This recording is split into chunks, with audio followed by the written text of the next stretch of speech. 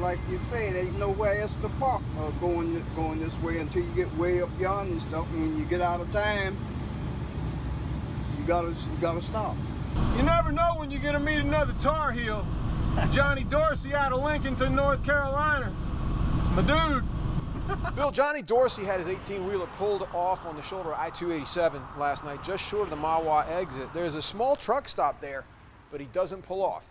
Every time I go there and stuff, it's parking lot's full. Every time you go, it's full. Yep. Almost like there's no point in pulling in anymore. Right. Millions of trucks, Bill, roll through the New York metro area each year carrying everything we use, food, fuel, furniture. It all comes in on a truck. The law says truckers can drive 11 hours out of a 14-hour workday. Push it, and you're risking your license. So you gotta stop, even if it's on the side of the road.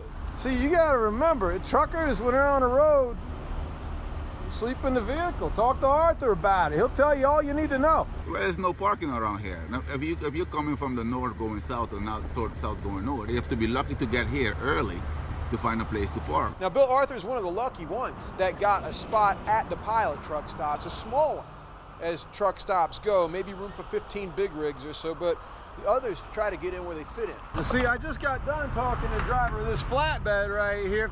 He had 50-some minutes left on his log for the day. That's not enough to get to the northern truck stop from here, which is Newburgh, New York, or the southern one from here, Bordentown, New Jersey.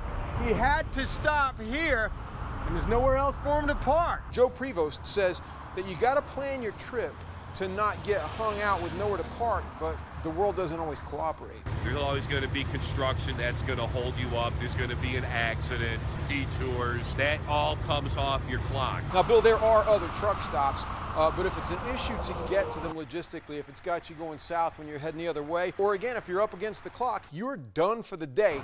Pull over wherever you are. I talked about it on the radio show this morning. All right. And I had truckers call. Truckers love you. And I tell you, the truckers I'm are not great. kidding. Yeah. They're great. They're awesome. And you know, and I asked them, and I said, so I'm reading this story about this, and I said, Hank's going to talk about it on Chasing News.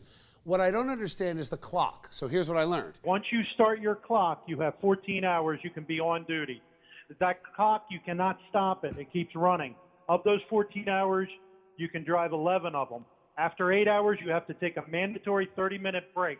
Then you can drive the other 3 hours. But once you start your clock, it doesn't stop. It keeps running until it hits 14. Then you have to take a mandatory 10-hour rest break to reset your hours for the next day. So the rules are working against the truckers. Now, one of the guys called me and said, in Canada, they changed it. They can stop the clock. Well, maybe we should talk to the Canadians about it. This law came in 2013 from the Federal Department of Transportation. Think about it.